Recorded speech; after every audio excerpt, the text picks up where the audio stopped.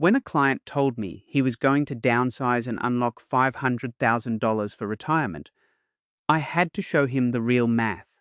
He had a four-bedroom home in Melbourne, worth about $1.2 million. He was planning to buy a two-bedroom townhouse for around $850,000. On paper, that looked like a $350,000 gain before costs. But the actual costs were stamp duty on that $850,000 purchase, around $33,000. Agent fees at 2.2% on the sale, $26,400. Moving costs, legal fees, minor touch-ups on the new place, another $15,000. That is over $74,000 gone before he had spent a single dollar of his retirement fund. And that was just the cash cost. The bigger problem was what happened to his age pension.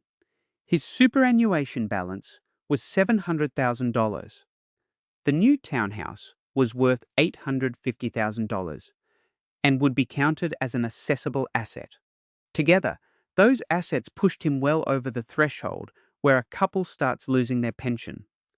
I had to tell him the net gain from this move might be under $200,000, not $500,000. And if he lost his part pension, he would be worse off over the next 10 years by more than $200,000. I was 58 when I nearly made the same calculation error myself. Not about downsizing, but about assuming one big financial move would solve everything. It took someone sitting across from me and running the actual numbers before I understood how wrong I was. That is the pattern this video is about. Not 8 random mistakes, 8 specific, connected ways that Australians close to retirement make decisions based on the headline number, instead of the number that actually lands in their account. By the end, I'll show you 4 ways to unlock home equity without moving, and what to do instead of each of the other 7 mistakes. If you are within 10 years of retirement and you own a home, hit subscribe now. This channel gives you the real numbers, not the generic advice. Let me put hard numbers on this, because vague warnings do not help anyone. You sell your 4-bedroom family home for $1.2 million. You buy a 2-bedroom townhouse for $850,000. Before you even look at your bank account, the transaction costs start adding up. In New South Wales, stamp duty on an $850,000 purchase runs to around $34,000 to $37,000, depending on the exact calculation. Your selling agent charged 2.2%, which is $26,400. Legal conveyancing, moving truck, new blinds and a fresh coat of paint, so the old place presents well. Call it $15,000. You have spent over $75,000 before you have finished unpacking. Now your balance sheet looks like this. Your net cash gain is closer to $125,000, not $350,000. But the real problem has not even started yet. Say you already had $700,000 in super. You now own an $850,000 townhouse. For the age pension assets test, your home is exempt, but your super is not. Your assessable assets are your super balance, your savings, your car, and any other financial assets. If those assets push you above the homeowner couple, cut off of $1,085,000, you lose your part pension entirely. If you sit between the lower threshold of $481,500 and that cut off, your pension is being reduced by $78 per year for every $1,000 of assessable assets above that lower line. John and Sue, both 63, ran through this exact scenario with me. They thought downsizing from their 4-bedroom home in Melbourne would give them the breathing room to retire comfortably. When we mapped it all out, stamp duty, agent fees, pension impact, their net gain from the move dropped from an expected $400,000 to closer to $180,000. And they would have lost a combined $8,000 a year in age pension. Over 10 years, that is $80,000. The real cost of the move was not the transaction fees. It was the decade of pension payments they would never see. I will be honest. When I first worked through this kind of calculation, I felt foolish for not spotting it sooner. I had even pointed a friend toward downsizing back in 2019 as an obvious answer. He pushed back and asked me to run the numbers properly. I was glad he did. So if downsizing is often a poor deal, what are the alternatives? 4 of them work well depending on your situation. The first is a legally structured reverse mortgage, and I am not talking about a predatory product. Services Australia runs something called the Home Equity Access Scheme, which lets eligible retirees borrow against their home at a low government rate. The loan does not affect your age pension eligibility, and you do not need to make repayments while you live in the home. For someone with $800,000 tied up in a property but tight monthly cash flow, this is worth understanding properly. The second option is renting out a room or a granny flat. This can bring in regular income, and while the money is still accessible for the pension means test, it is generating real cash without any of the transaction costs or upheaval of moving. The third option is staying put and running a proper drawdown strategy from your super account. If your home is paid off and your super balance is reasonable, you may not need home equity at all. Many people feel the pressure to unlock their property because they have not modeled what a structured income from super actually looks like. A 4% annual drawdown on $600,000 produces $24,000 a year. Add a part pension on top of that, and your income picture changes significantly. The fourth is a home equity line of credit through a private lender where you draw only what you need as a loan rather than cashing out the whole lot. This keeps the asset in place and avoids the stamp duty, agent fees, and pension disruption of a sale. None of these are perfect for every situation. But the point is this: downsizing is not the automatic answer that most retirement articles make it out to be. The housing crisis has closed the price gap between large and small homes in many Australian cities. The math simply does not work the way it did 15 years ago. If you are thinking about downsizing, run the full number first, not just the sale price minus the purchase price. The full number, stamp duty, agent fees, pension impact, and what that home equity would have earned if you had left it alone. Until you have that number, you do not have a decision to make. Here is something that surprises a lot of people. The way your superannuation is taxed depends entirely on which phase it is sitting in, and most Australians who have already stopped working still have their money in the wrong one. As of mid-2024, over 1.5 million member accounts belonging to people aged over 65 were still sitting in accumulation phase. Those accounts held $302 billion that could have been earning returns completely tax-free. That is not a small oversight.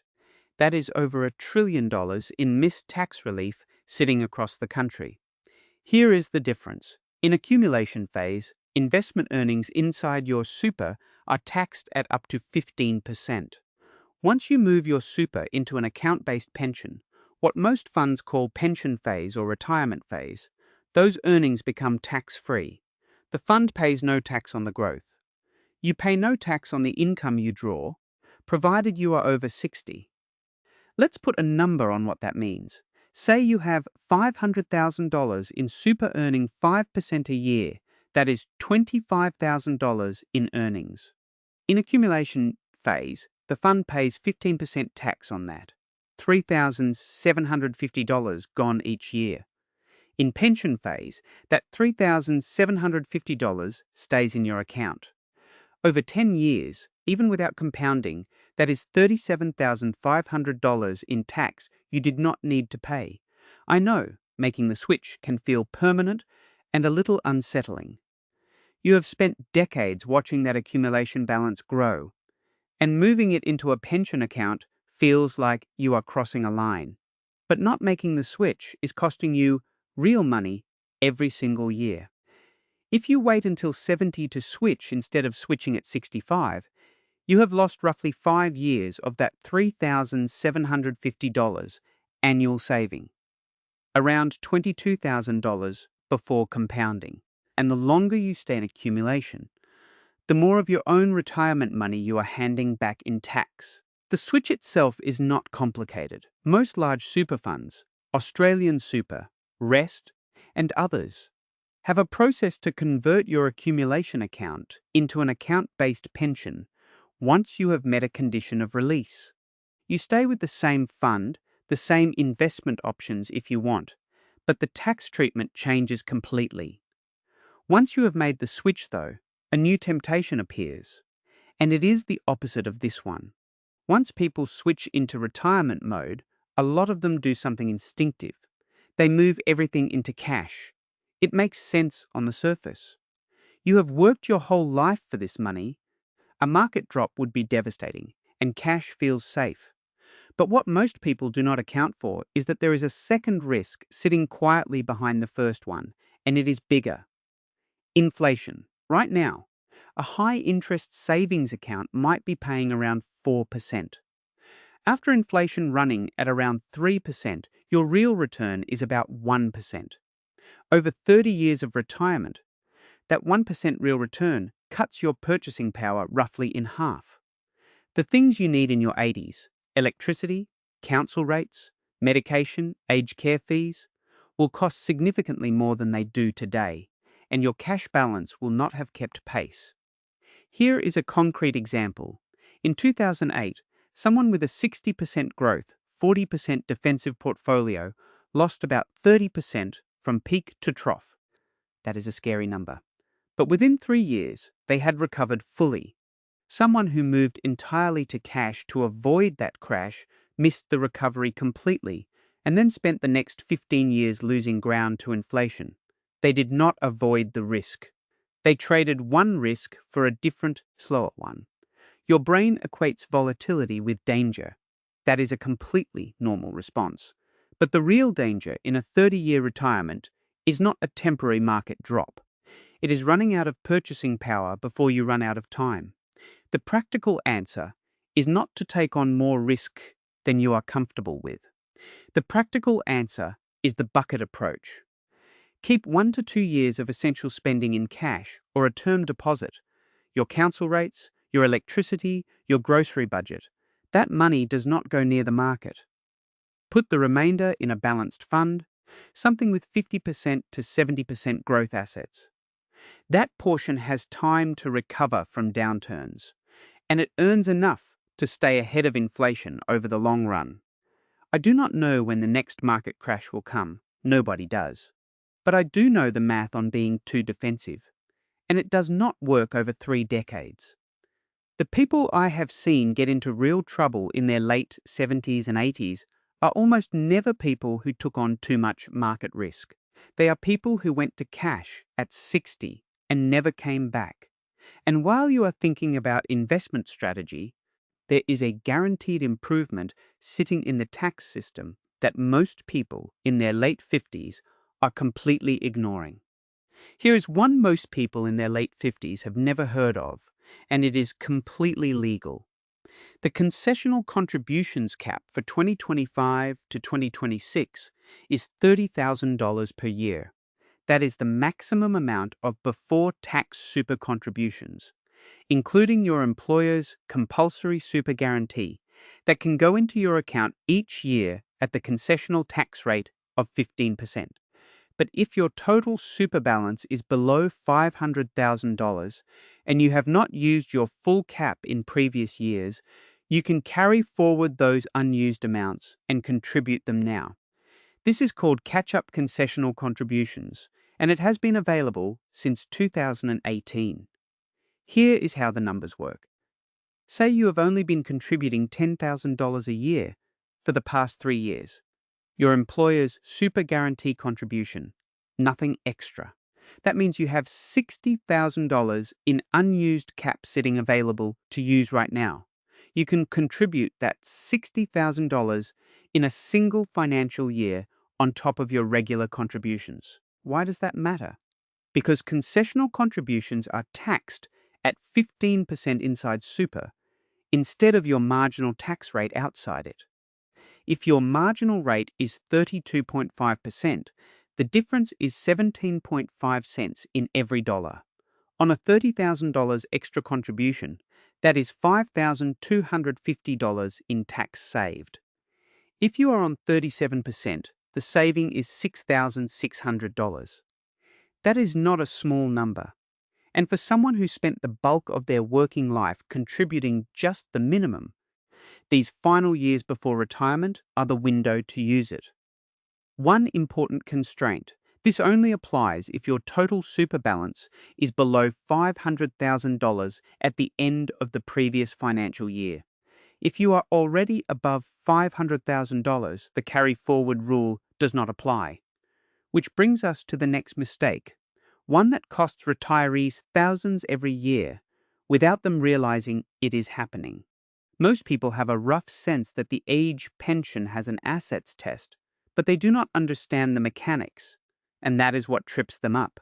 Here is how it works. For a homeowner couple in 2026, the lower assets threshold is around $481,500.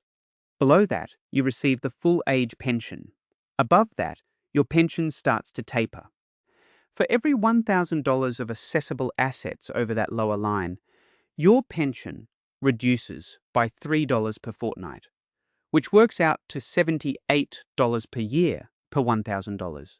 The pension cuts off entirely once your assets hit $1,085,000. Now let's put some numbers around that. Say your assessable assets, super balance, savings, and other financial assets total $800,000. That is $318,500 above the lower threshold. Your pension is being cut by $78 multiplied by 318.5, which is about $24,843 a year. That brings a part pension down to roughly $11,000 per year instead of the full $36,000 a couple could receive. But here is where people make the second-order mistake. They look at that and think, if I spend some of this money, my assets go down and my pension goes up. That logic is correct. But the timing and the way you spend matters enormously. Say you decide to take $50,000 from super to buy a new car. Your assessable assets drop by $50,000. Your pension goes up by $3,900 per year. Fine. But if you did not need a new car and you are just spending to manage the test, you have spent $50,000 to gain $3,900 a year. You need almost 13 years to break even. That is not a strategy. That is an expensive mistake dressed up as one. The test is not something to game. It is something to understand and plan around. Structuring your withdrawals thoughtfully, knowing when to take a lump sum and when to leave money in the fund, can make a significant difference to your pension eligibility over a decade. And that brings us directly to the next mistake, treating super as a piggy bank instead of an income stream. There is a version of retirement planning that looks sensible on the surface and falls apart quickly in practice. Take a large lump sum from super at retirement. Feel financially secure. Spend it on a few things you have been putting off. Then rely on whatever age pension you are entitled to. The problem is the math of what that lump sum actually costs you when you factor in pension entitlements. Let us say you take $200,000 as a lump sum in your first year of retirement. If that $200,000 pushes you over the age pension assets test threshold, you lose $30,000 or more per year in pension payments. Over 10 years, that is $300,000 in pension you walked away from. You did not spend $200,000. You spent $200,000 and gave up $300,000. That is the trade-off most people do not see coming. It helps to think about retirement in 3 phases. The active years, roughly from your 60s to mid-70s, when you spend more because you can. The slower years, roughly mid-70s to mid-80s, when spending naturally drops, and the care years from the mid-80s onwards, when healthcare costs climb. Each phase has a different cash flow profile. A lump sum pulled out in the active phase might feel justified, but it can hollow out your options in the care phase when costs are highest and your ability to earn is lowest. The more resilient approach is a structured drawdown. Set a withdrawal rate from your account-based pension, something in the range of 4% to 5% per year, and let the rest of the fund keep growing tax-free. Your pension eligibility stays intact or improves over time as the balance gradually draws down. Your lifestyle is funded, but not from a one-off cash out that creates a 10-year ripple effect. Even with a solid drawdown plan, though, most retirees leave one major variable completely unaccounted for. Most people plan their retirement finances around two numbers: how much they have and how many years they expect to need it. The first number they know reasonably well. The second one they nearly always get wrong. A 65-year-old Australian woman today has a life expectancy of around 87. But life expectancy is an average, not a ceiling. She has a roughly 30% chance of reaching 95. That is a potential 30-year retirement. Most people plan for 20. That 10-year gap is where plans fall apart. It is not just about having enough money in a total sense. It is about how costs change across that 30-year span. In your 60s and early 70s, you are generally healthy and your expenses are relatively predictable. But as you move into your 80s, out-of-pocket healthcare costs begin to climb. According to data from National Seniors Australia, retirees over 75 face average out-of-pocket medical costs of around $4,000 to $6,000 per year. Over 20 years, that is $80,000 to $120,000 in costs that most retirement plans do not include a single line item for. Medicare covers a lot, but not everything. Specialist fees, gap payments, dental work, optical, hearing aids, mobility equipment. These are the categories that start stacking up quietly. A car registration renewal feels manageable at 65. A strata levy, a new hearing aid, and a specialist follow-up bill all landing in the same month at 82 feels very different. Plan for a longer retirement than you think you need. Set aside a healthcare buffer, even a modest one, specifically for costs after 75. And revisit your drawdown rate in your mid-70s, not just at retirement. The numbers change, and your plan should too. And all of these mistakes, downsizing accumulation phase, going too conservative, ignoring catch-up contributions, misreading the assets test, lump sum withdrawals, underestimating longevity, they all share one root cause. The 5 years before retirement are the most consequential financial years of your life.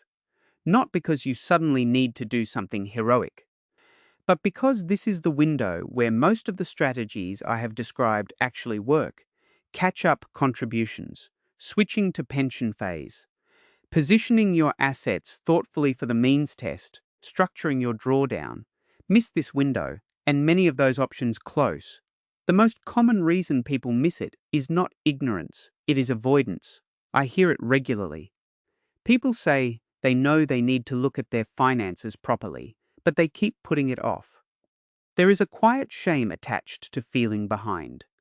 A sense that if you had started earlier, you would not be scrambling now. And that shame makes people avoid the subject rather than face it.